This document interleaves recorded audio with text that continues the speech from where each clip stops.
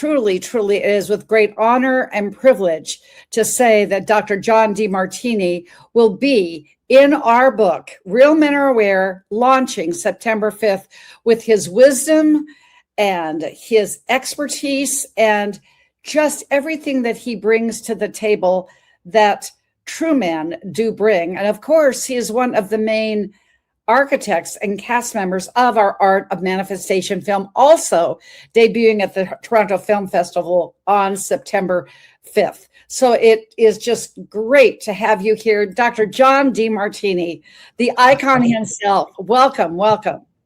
Well, thank you for having me. Thank you for the lovely introduction. And it's inspiring to see another individual who has dedicated their life to helping not just men, but the spillover effect of people all over the world by being and living authentic lives and doing something that inspires and exemplifies what's possible for other human beings. So thank you for that.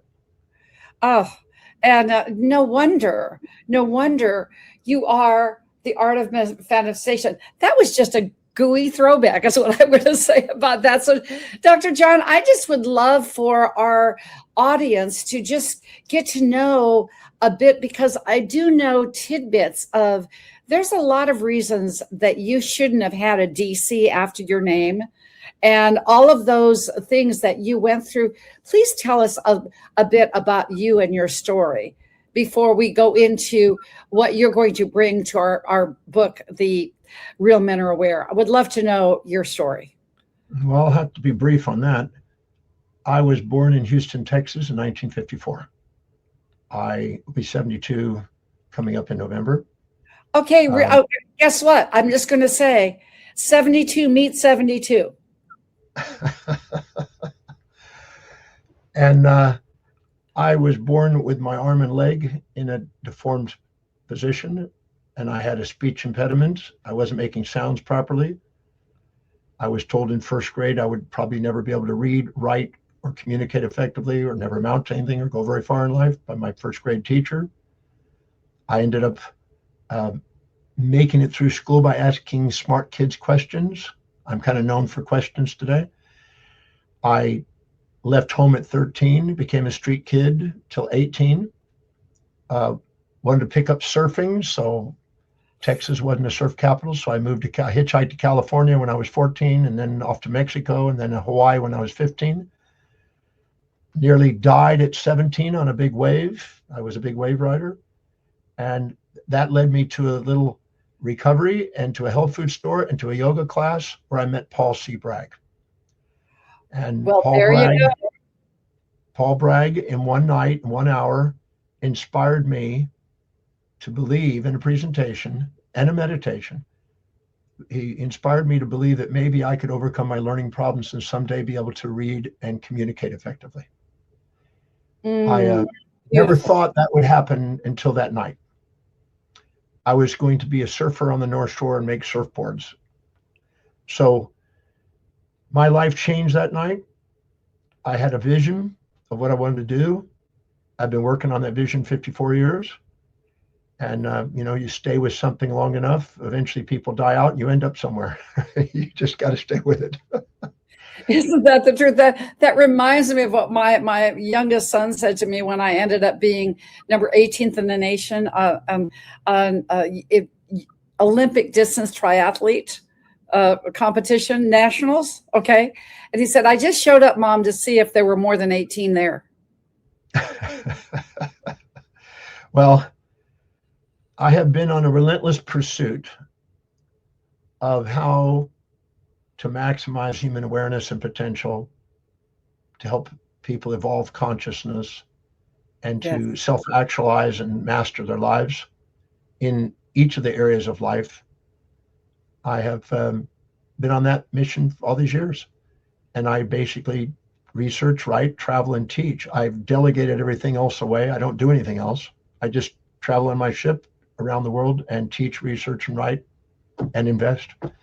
And so that's what I do. And I can't think of anything else I'd rather be doing. I've been blessed to do what I love to do every day. Well, you've changed the surfboard to the ship. And so, Well, I still have a surfboard. I went surfing in Kauai just recently. So I'm off the coast right now in Victoria, British Columbia, and we're about to sail over to, tonight, we'll sail over to Vancouver and then up towards Alaska and then Russia and then down to Asia. So I constantly move around.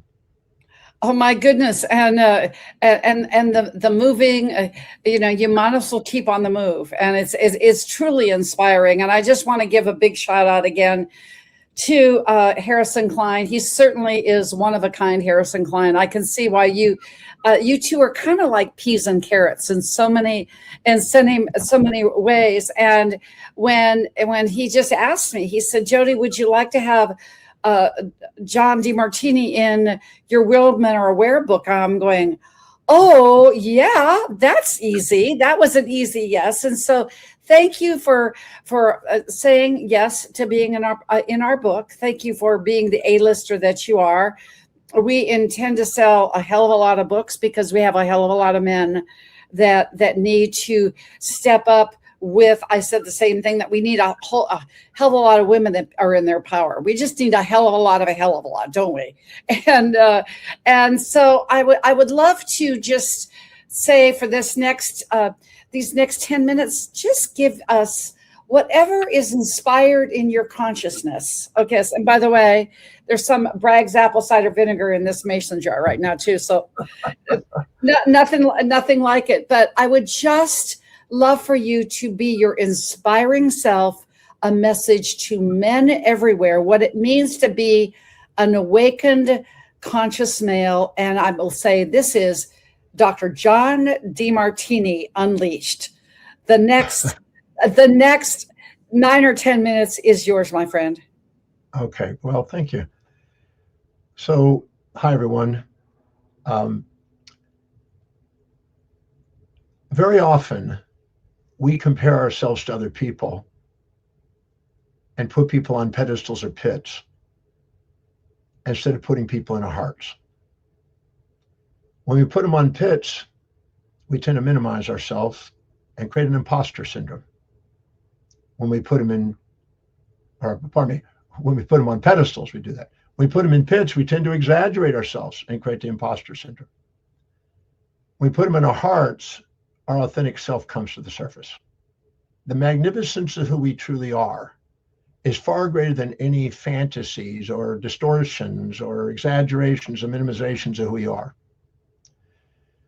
That's the true you. The true you has nothing missing.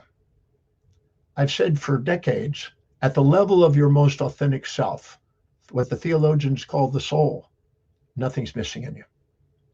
But at the level of your senses, in the phenomenal world of the senses, the reality of the senses, you assume that things are missing. The things that are missing are the things that you're too proud or too humble to admit what you see in others inside you. So every time we compare ourselves to other people and exaggerate or minimize them, we minimize or exaggerate ourselves. And we miss out on the magnificence of our wholeness. When we actually put them in our heart, we liberate ourselves from the distractions and the intrusive thoughts that cause insomnia and all the static in our reception. And we get access to the message of our soul, the vision of our soul, the calling or the mission that we're here for. We each have a set of priorities, a set of values that we live our lives by. Our set of values, our hierarchy of values, are unique and very fingerprint specific. When we live by what's really, really, really, truly highest and most important, most valuable, most inspiring, we spontaneously act. We have the least amount of resistance. We're in the flow. When we start to live by other people's values that are injected, and we try to live by lower values in our life, we end up in our amygdala distracted by impulses and instincts that distract our mind. Giving ourselves permission to live by priority and filling our day with the highest priority actions that inspire us keeps us from having to be distracted by the impulses and instincts that keep us from playing our greatness, you might say. So give yourself permission to shine, not shrink. Give yourself permission to radiate, not gravitate. And give yourself permission to live by priority in a world that doesn't want you to. Courage comes from the word cor, which means heart. If you live by your heart and you'll have the courage to be yourself in a world that doesn't want you to be, you won't be sitting and living in the shadows of anyone or be second at being somebody else. You won't envy or imitate others. You'll honor yourself. A real man honors themselves and doesn't try to put on a facade that holds them back from their greatness. The greatness is already there. It's not missing. It's already present. But the thing that keeps us from recognizing it and elevating the playing field we play on is because of our comparison. We're not here to compare ourselves to others. We're here to compare our daily actions to what we value most. I learned many years ago to prioritize my life, prioritize what I read, prioritize who I'm associating with, prioritize my actions, prioritize my perceptions, how to take, no matter what happens in my life, how does it help me fulfill my mission? Prioritize what I eat, prioritize every aspect of your life. When you live by priority, you're doing the most a human being can do. You're self-actualizing instead of sitting and just living in common reality. So give yourself permission to shine by radiating. If you concentrate on the highest priority action on a daily basis, I learned a very beautiful quote one time. What is the highest priority thing I can do today? What is the highest priority thing I can do today that will serve the greatest number of people in the most efficient, effective manner with the resources that I'm aware of in my mind today? I also learned some beautiful questions that help me live prioritized. What is it I would absolutely love to do in life? In my case, I love traveling the world teaching. How do I get handsomely and beautifully paid to do it? You don't want to ask, how can you afford to do it?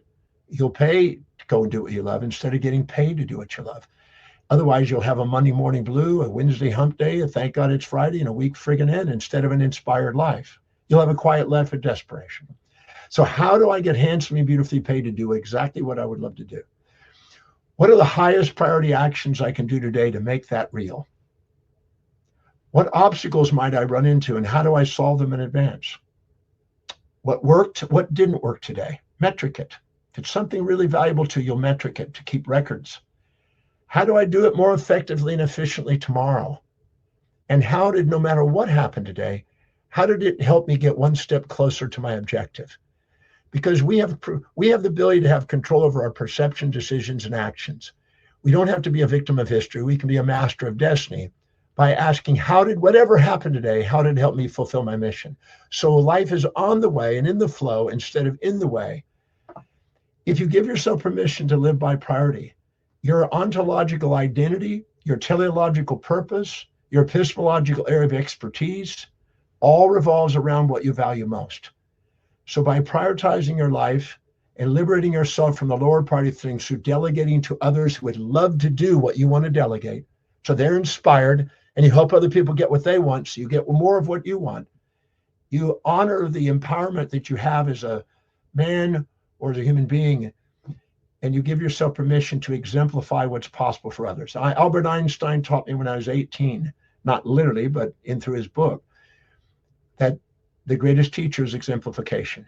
So by you exemplifying a masterful life, a self-actualized, prioritized life, doing what you love, getting paid for it, and leading the pack, leading the way, you give permission through a ripple effect, the same thing.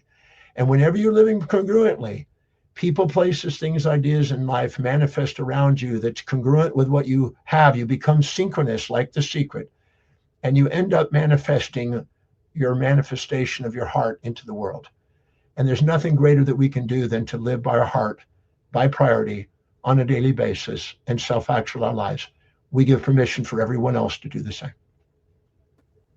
And you have given us permission to really, really do this. The flow, mastery of destiny. You are the master of destiny, Dr. John DeMartini. That was beautiful, which exemplified your quote that when you've got so many quotes out there, you may not have even known that was out there, but you will never be able to escape from your heart. True. It's better to listen to what it has to say. You've made my heart listen just now. Thank you for this beautiful iteration. Enjoy your sale.